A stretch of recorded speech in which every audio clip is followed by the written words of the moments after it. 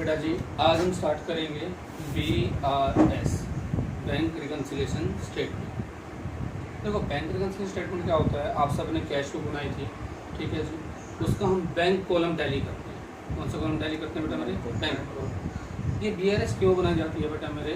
आपने कभी कोई बैंक में चेक जमा कराया, वो चेक क्लियर होने में 2 या 3 दिन आपको लग जाते हैं, ठीक है जी। या आपने किसी को चेक से पेमेंट कर रखी थी, वो अभी बैंक में जाकर उसने चेक क्लियर ही नहीं कराया, तो आपकी कैश बुक का बैंक कॉलम और जो बैंक के पास पासबुक होती है उसके कॉलम में डिफरेंस आ जाती है, उनको हम BRS से ठीक करते हैं। किसे ठीक करते हैं बेटा?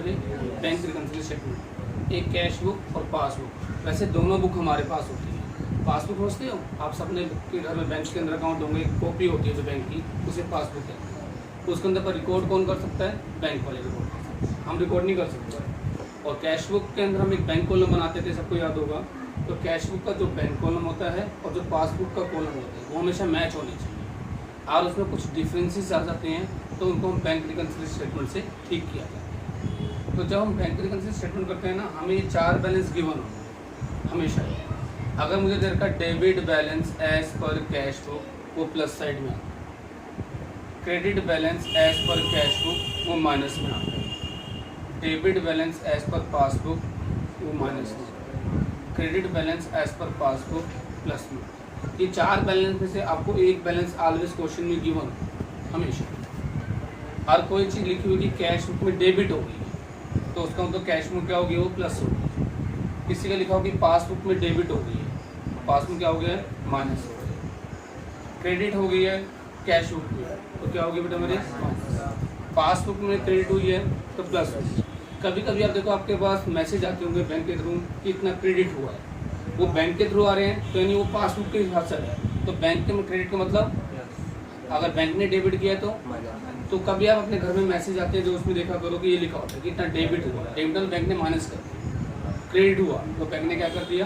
प्लस कर दिया। जो ओवरड्राफ्ट बैलेंस होते हैं वो माइनस होते हैं और जो फेवरेबल बैलेंस होते हैं प्लस।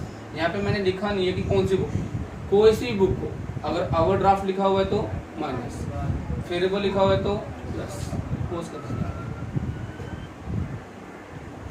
अब बेटा यहाँ पे देखेंगे, ये आपने इतना नोट कर लिया सब, ठीक है मेरे बेटा मेरे। अब ना मैं कुछ चीज़ें ना आपको थोड़ी सी क्रैम में ही बता रहा हूँ, वो याद रखिए।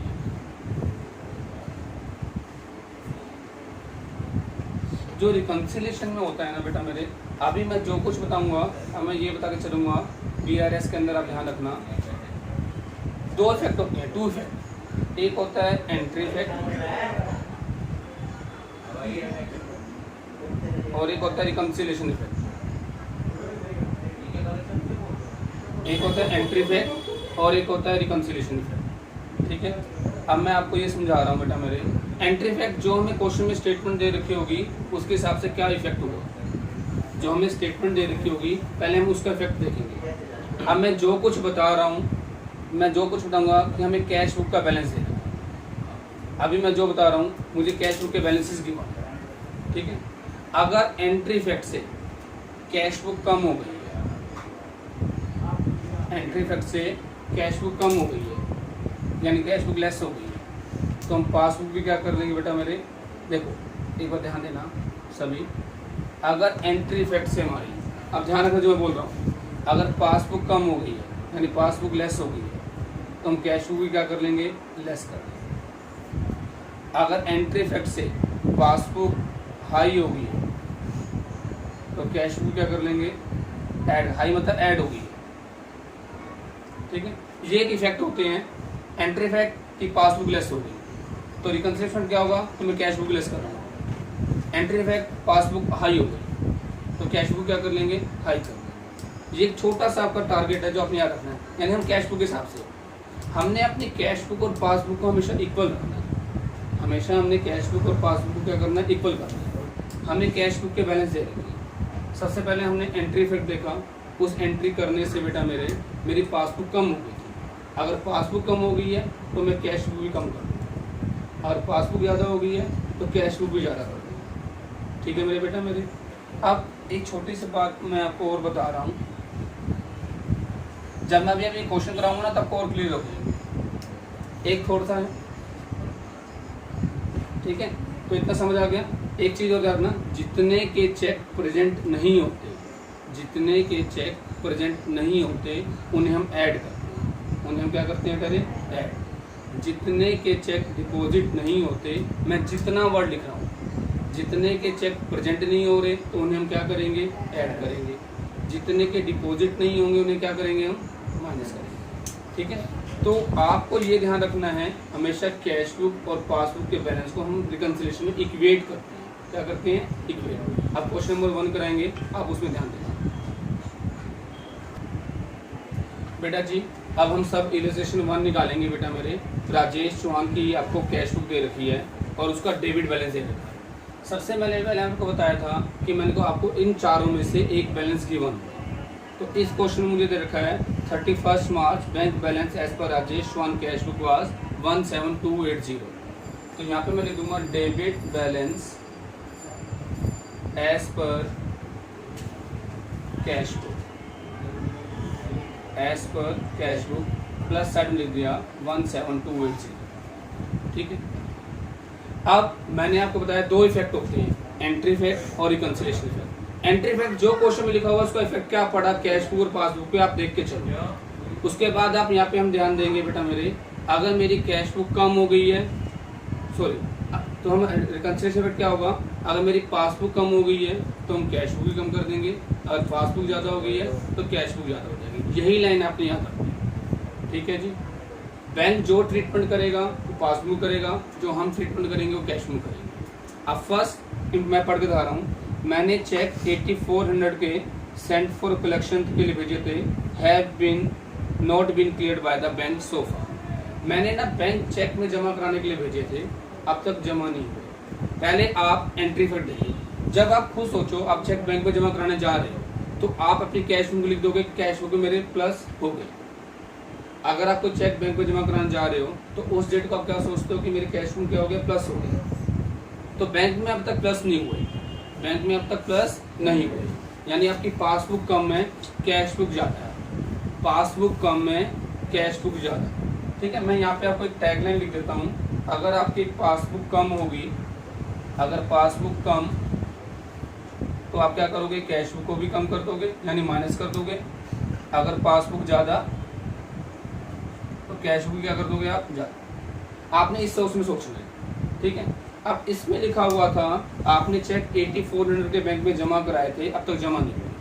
आपने जमा कराए तो सबसे पहले आप क्या सोचोगे? कैश बुक कि कैश बुक में ऐड हो गया, पासबुक कम है, पासबुक कम है। अब पासबुक कम होगा तो हम कैश बुक क्या करेंगे? हम माइनस कर देंगे, कम कर देंगे, यानी कि लेस, वही ले चेक डिपॉजिटेड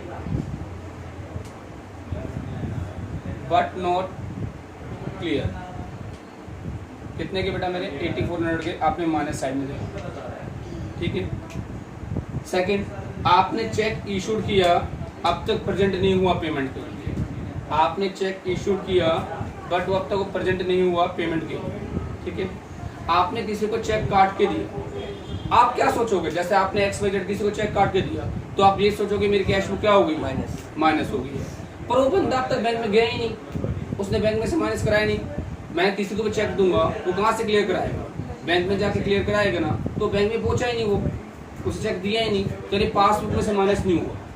कैश बुक कम हो गई, पासबुक कम नहीं हुई, यानी इसका मतलब पासबुक क्या है? ज़्यादा है। और पासबुक ज़्यादा तो कैश बुक क्या कर दोगे? Add check issued but not presented for payment.